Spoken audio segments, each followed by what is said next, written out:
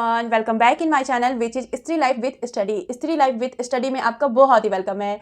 उम्मीद है आप लोग स्वस्थ होंगे, मस्त होंगे और अपनी पढ़ाई में व्यस्त होंगे। आप लोग को बता देती हूँ, मैं भी स्वस्थ हूँ, मस्त हूँ और अपनी पढ़ाई में व्यस्त हूँ।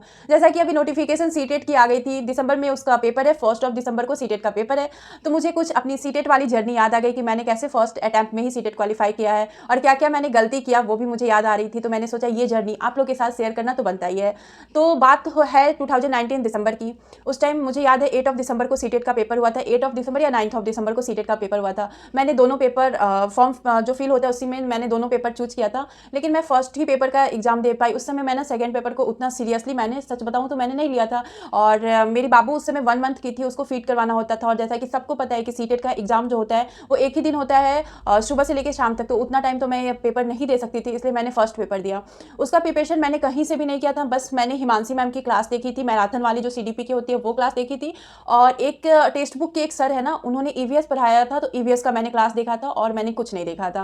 उसके बाद मैं एग्जाम दी और मुझे हाँ, प्रीवियस ईयर मैंने क्वेश्चन देखा था, 2-3 ईयर के जो बैक के 2-3 ईयर के थे वो मैंने सॉल्व किया था। मेरे से हो जा रहा था तो फिर मैं छोड़ दी थी, क्योंकि मुझे उतना टाइम नहीं मिल पा रहा था कि मैं अच्छे से प्रीवियस ईयर सॉल्व करूँ या फिर कोई कोचिंग लूँ। कुछ भी नहीं, मैं मैराथन ही देख ली थी, वही मेरे लिए बहुत ही उस समय बहुत ज़्यादा मुझे मुश्किल लग रहा था। मैं एक बार में मैराथन देखी भी नहीं, मैं 2 दिन 3 दिन करके एक मैराथन मेरा कंप्लीट होता था। लेकिन उस मैराथन से ना मुझे इतना ज़्यादा हेल्प मिला कि मैं मतलब एग्जामिनेशन हॉल में ही मुझे लग रहा था कि मैं हिमांशी मैम को कैसे थैंक्स कहूँ। और बहुत सारे ऐसे जो सीटेट क्वालिफाई कर गए होंगे स्टूडेंट, उनको पता होगा कि सीटेट वाला जो पेपर होता है उसमें हिमांशी मैम और सचिन सर का बहुत ही अच्छा रोल होता है, क्योंकि सीडीपी वो दोनों बहुत ही अच्छा पढ़ाते हैं। और उनका जो मैराथन है ना वो बहुत ही ज़्यादा, मतलब मैराथन उनका बहुत ही अच्छा है और वो लोग मैराथन करवाते भी बहुत ही अच्छा है। तो इस तरह फर्स्ट पेपर तो मेरा क्वालिफाई हो गया। उसके बाद आ गया कोविड के बाद सीटेट हुआ नहीं। तो फिर ये सेंट्रल का जो है वो फॉर्म निकला था केवीएस का, तो मैं उसके प्रिपरेशन में लग गई थी। और साइड से मैं मतलब उतना अच्छे से प्रिपरेशन भी नहीं कर पा रही थी, लेकिन हाँ, मैं केवीएस का 1 to 5 का प्रिपरेशन में लगी थी। मैं 6 to 8 को ना उतना फोकस नहीं की थी। जब पता चला और केवीएस में मेरा अच्छा स्कोर था, मुझे लग रहा था कि हो जाएगा, बट उससे बीएड को हटा दिया गया। और उसके बाद मेरे पास लास्ट होप बचता है बीपीएससी बिहार की 1 to 5 प्राइमरी की, उसकी मैं प्रिपरेशन में लग गई। और उस टाइम मैंने ऐसे ही पेपर 2 ना फॉर्म फिल कर दिया था, क्योंकि सुनने में आ रहा था कि अब यहाँ से भी बीएड को आउट कर दिया जाएगा। तो मैंने ऐसे ही फॉर्म फिल कर दिया था सेकंड पेपर का और फर्स्ट पेपर। हाँ, मैंने दोनों फर्स्ट पेपर और सेकंड पेपर दोनों का किया था, क्योंकि मुझे लग रहा था कि अगर फर्स्ट पेपर में मैं मतलब दे दूंगी तो फिर मेरा जो सीडीपी है उस पर मेरा पकड़ अच्छा हो जाएगा। मतलब एग्जामिनेशन हॉल में जो भी डर लगता है ना, उससे मैं फ्री हो जाऊंगी और सेकंड पेपर मेरा अच्छा जाएगा, जो कि इसका अपोजिट हुआ। बीएड का बीपीएससी का प्राइमरी वाला जो एग्जाम था, मुझे लगता है इसका 20 को एग्जाम था और सीटेट का 24 को एग्जाम था। 20 को बीपीएससी प्राइमरी एग्जाम देके आई थी। उसी दिन रास्ते में ही पता चल गया कि बीएड को सुप्रीम कोर्ट ने यहाँ से भी आउट कर दिया। मूड तो बहुत ज़्यादा ऑफ हो गया था और मेरे पास बचा 3 दिन में मैं कैसे प्रिपरेशन करूँगी, क्या करूँगी, कुछ भी समझ में नहीं आ रहा था। एकदम माइंड समझो कि ब्लैंक हो गया था कि एग्जाम दूंगी अब क्या होगा, कुछ इतना इधर ये किया नहीं, जो भी फोकस किया था उधर किया था। तो फिर मैंने सचिन सर का मैराथन वीडियो सब देखा और 2-3 दिन में मेरे से जितना हो पाया मैं वो की। और उसके बाद मैं पेपर देने गई तो मैं फर्स्ट पेपर नहीं दी, क्योंकि वो मेरा ऑलरेडी क्वालिफाई था और प्लस बीएड भी आउट हो गया था, तो उसमें मुझे और नंबर लेके क्या करना था, कुछ करना था नहीं। तो मैं सेकंड पेपर का ही एग्जाम दी थी और उसमें मेरे मार्क्स आ रहे थे 88। जो फाइनल आंसर की होते हैं ना, उसमें मेरे मार्क्स 88 आए थे, और जो कि बिहार में एलिजिबल था, लेकिन ऑल ओवर इंडिया में एलिजिबल नहीं था। जनरल को 90 मार्क्स लाने ही हैं। तो फिर मेरा मूड तो बहुत ज़्यादा ऑफ हो गया, क्योंकि मुझे बहुत एक होप मेरे लिए वो था। तो इसलिए मैं 2.0 में 6 to 8 का भी मैं पेपर नहीं दे पाई, क्योंकि मेरे माइंड में ये चल रहा था ना कि 82 पे फॉर्म फिल करूंगी, फिर कुछ होगा तो फिर हटा दिया जाएगा।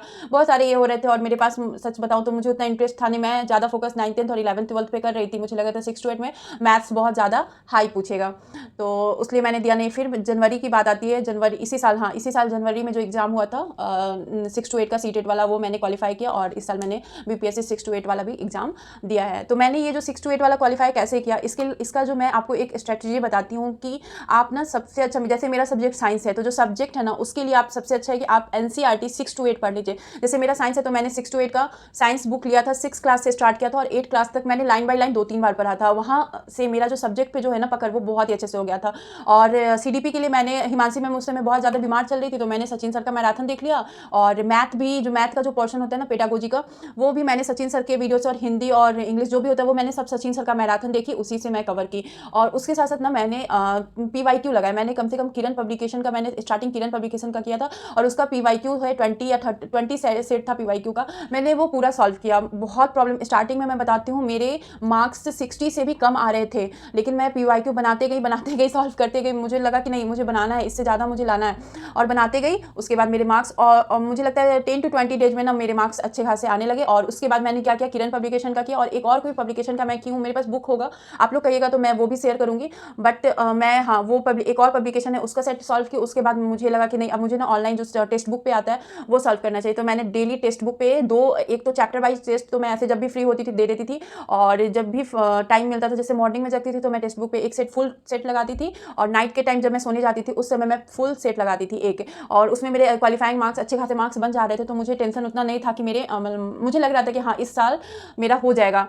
उसके बाद रही बात की ऑनलाइन क्लास की, तो मैं आपको यही कहना चाहती हूँ कि अगर आप फर्स्ट टाइम सीटेट का प्रिपरेशन कर रहे हैं, अगर आपको सिलेबस के बारे में भी पता नहीं है, तो आप कोई भी बैच परचेज कर सकते हो। और मैं तो सजेस्ट करूँगी कि आप सचिन सर का ही बैच परचेज करो, क्योंकि उनका बहुत ही अच्छा, मतलब उसमें जो भी टीचर है ना बहुत ही अच्छा पढ़ाते हैं, तो आप उनका परचेज करो। अगर आप परचेज नहीं करना चाहते हो तो आपको बता देती हूँ कि आप जो NCERT की बुक होती है ना 6 to 8, वो आप कंप्लीट कर लो। उसके बाद 6 to 8, अगर आप 1 to 5 में हो तो 1 to 5 का कर लो, और 6 to 8 का हो तो 6 to 8 का कर लो। जो भी आप क्लास का देना चाहते हो वो आप कंप्लीट कर लो। और उसके बाद ना जब भी एग्जाम होती है उसके, मुझे लगता है उस मंथ में, जैसे ये दिसंबर में एग्जाम है, तो पूरा नवंबर से ना हर का मैराथन क्लास स्टार्ट होगा, जो कि PYQ सॉल्व करवाते हैं, फिर नए नए क्वेश्चन लेके आते हैं, वो सब आप सॉल्व करो। आपका एक बार में सीटेट निकल जाएगा। और सीटेट का जो डर है ना वो, क्योंकि अब जो क्वेश्चन लेवल है सीटेट का वो बहुत ज़्यादा टफ है। मैं दी हूँ पिछले बार, और उसके बाद जो क्वेश्चन आया था बहुत ज़्यादा कहिए तो ट्रिकी पूछ रहा है, बहुत ज़्यादा ट्रिकी पूछता है। तो अब पहले से, आज से 2-3 साल पहले का क्वेश्चन और अब का क्वेश्चन में बहुत ज़्यादा डिफरेंस है। तो आप लोग से तो यही कहूँगी कि आप लोग भी अभी तैयारी में लग जाइए, क्योंकि कहने के लिए ना लोग कहते हैं, आप यूट्यूब के बहुत सारे टीचर का थंबनेल लिख लोगे कि 10 दिन में बस पढ़ लो सीटेट पास हो जाओगे। तो ऐसा बिल्कुल भी नहीं है कि 10 दिन पढ़ के आप सीटेट पास हो जाओगे, बिल्कुल भी नहीं। मैं तो कहती हूँ कि कोई भी जो स्टूडेंट एग्जाम दिया होगा ना, वो ये नहीं कह सकता कि 10 दिन पढ़ लोगे और सीटेट पास हो जाओगे। हाँ, जो बहुत ज़्यादा जिसका नॉलेज होगा, जो इसकी कैचिंग पावर बहुत ही अच्छी होगी, वो कर सकता है, लेकिन 10 दिन पढ़ के सीटेट पास मुझे तो नहीं लगता कि पॉसिबल है।